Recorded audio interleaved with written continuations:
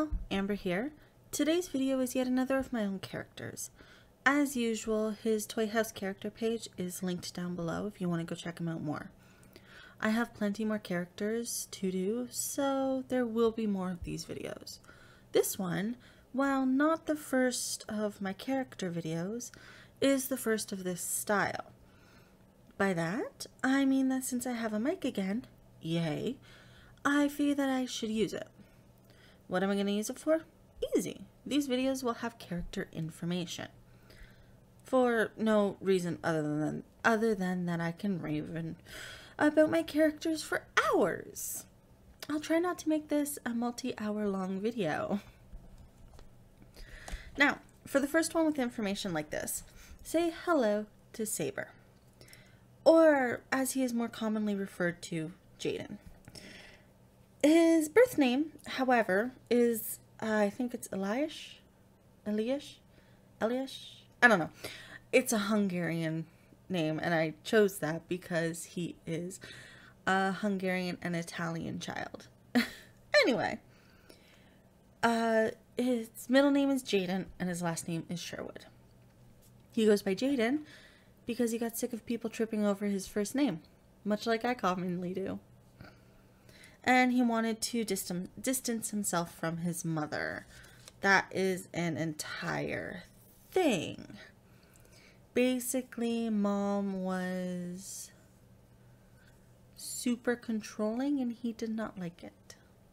Anyway, I think I'll get into that later. I have this all written out and I'm questioning if I actually put that in there now. Anywho, for now, I want to touch on his design though. This isn't the first design for them. Like, for that matter, version 1 is super boring. And I have no one but myself to blame for that.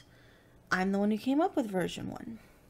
However, when I went to ink it for this video, I realized one key thing. I hated it. I absolutely hated it. If I want a character reference, should I not have it look good? Or more importantly, be a design that I actually want to draw? So I redesigned him. It was a little tricky to keep it something that he would actually wear, but obviously it wasn't impossible. To start, I started with that coat. He's supposed to have a bit more of an edgy or goth-like look. He attracts the quote-unquote wrong side of life people, so he figures he might as well look the part. I ended up Googling a bunch of punk and goth style men's coats and mixed a few that I saw.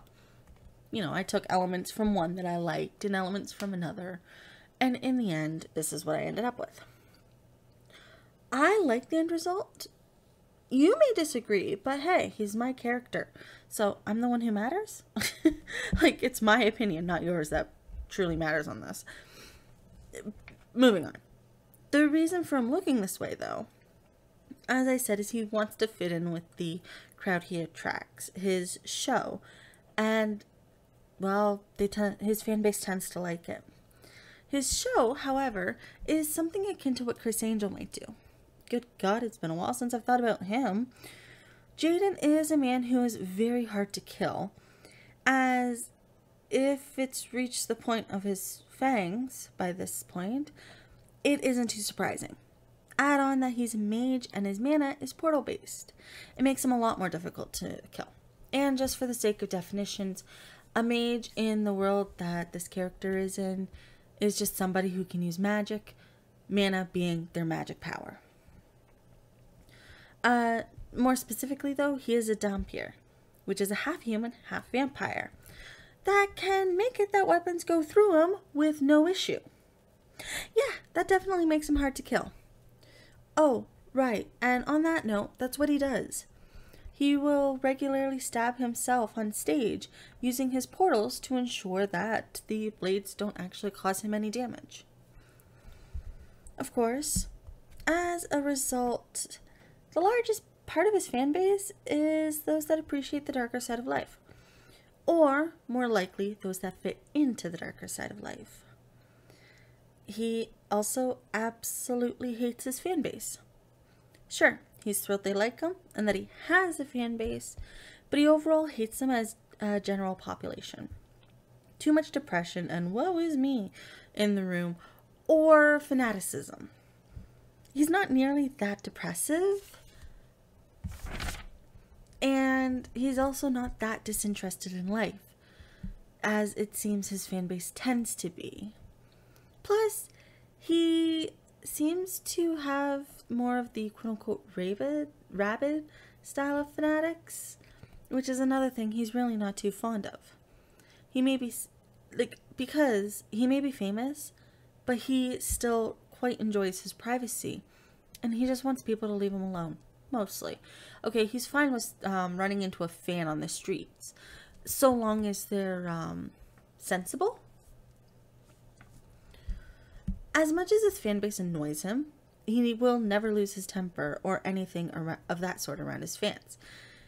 He's rather difficult to rile up, at least externally. He's exceedingly good at keeping a calm exterior, even if he's a broiling tempest internally. It is, of course, very much a learned skill. When he was younger, he most certainly was the type to lash out if his mood was bad enough, which touches in on his mom. When he was young, he couldn't handle the stifling rules, what he thought were stifling rules, and ended up running away because he lashed out. She wouldn't listen to him, it seemed. He got fed up. He said, fuck it all, and he left. And as a result, that, along with other things he's done, he has quite a bit of regret for things he's done. But due to that, it has caused him to eventually be able to internalize a lot of emotions so that he doesn't screw up with the wrong person. But in doing so, over time, he eventually learned to take each day one day at a time. He tries to live in the moment, which results in him being a completely different person between being on stage and having a professional relationship with somebody versus his personal relationships, like with friends and family. On stage, he comes off as very aloof. He doesn't seem all that approachable and kind of uncaring, but not quite, if that makes sense. Meanwhile, on a personal level, he's absolutely horrible when it comes to talking to somebody that he legitimately likes. Think a teen boy having a crush. It is to the point that he gets super flustered, blushing, tripping over his own words, fidgety, stuttering, the whole shebang. It's one thing that actually drew his love, Desiree, in. At first, he was able to maintain his composure, as they had a scheduling mishap and ended up deciding to do a joint show, which is kind of weird. His, as I said, is very edgy, very kind of violent, actually. Hers is more on the levitation side.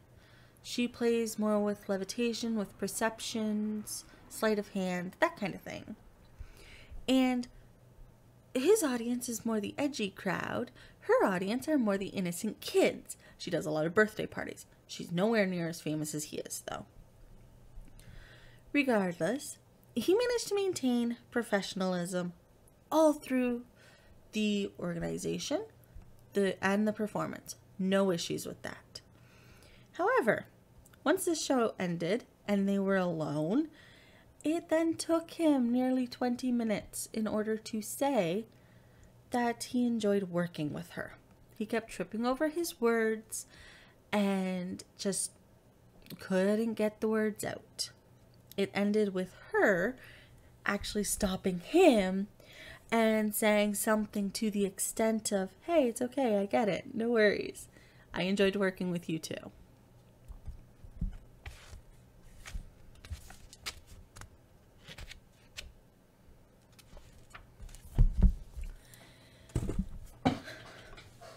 And that is actually where their relationship started. From there, they've just grown. Eventually, she was asking him in order to, like, okay. Eventually, it got to the point where she was asking him to bite and turn her once she learned what he is.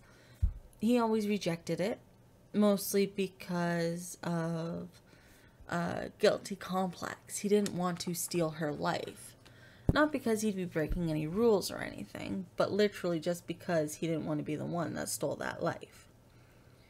However, in the end, he does, because it's to save her life. Or more specifically, it's to save her sanity. That's an entire thing. I don't think you guys want to listen to me go on for hours. Although it probably wouldn't take that long. You know what? To truncate it, the world that he's in has the multiverse. And one of the alternate dimensions, the version of Jade in there is an absolute dickhole. To put it lightly. He is an absolute piece of work. One thing led to another. It's not like, I haven't quite figured out who ended up switching. As in, did Jade and Jaden switch? Or was it Desiree and her other version switch? Regardless, he met her and he totally had at her. I'm not going to go into details. It's not super explicit or anything, but a lot of details are still being worked on. But it would have resulted in breaking her mind. So, in order to essentially cancel all that, because mana was used, Jaden bit and turned her to save her sanity. If anything, it actually made the relationship stronger now that she can relate to some of his vampiric troubles when she couldn't before. As for his mother, just to touch on that, she followed him. She kept tabs on him. But that's not too surprising considering she is his mother. She cared about him. She would bail him out anytime he needed help. But she never stuck around. She realized he wanted nothing to do with her for so long. And then eventually they ended up reconnecting. He basically manned up and, so to speak, okay? I don't mean to get sexist here, but to coin a phrase. He basically stepped up and was like, I'm sorry. And she took it, like, they met for coffee. And it just went from there. As a result, he has his mother, he has a girlfriend, and later on, he actually meets his father as well. So, he's got a bit of a story to him. And I'm sure I'm missing plenty. But it is currently 4 a.m. because I'm always recording these at stupid hours. Or editing or something. So I'm not entirely sure. But I will say this much. If you have any questions at all, whether about him or about anything, please just leave the comments down below. I'll answer all I can. If you have any interest about any other characters, again, leave your comments down below. Or hit me up on Toy House. Because, again, there is a link down in the description below if you want to go check it out. Beyond that, you know what, I don't really have too much to say because I don't want to go on and on and on and never shut up. I'm sitting at about 15 minutes by the end of this, and I think that's probably a good length of time. I could literally go on forever about my characters. You have no idea. I'm a little obsessive of them. But yeah, alright. So I'm going to leave it there. Thank you so much for stopping by and either watching or listening to me ramble on about my character a bit. And I hope that you have a fantastic day, night, afternoon, morning, or whatever time of day it is for you when you watch this. Thank you so much for stopping by. I truly appreciate it. And I'll catch you on the flip side. This is Amber out. See ya.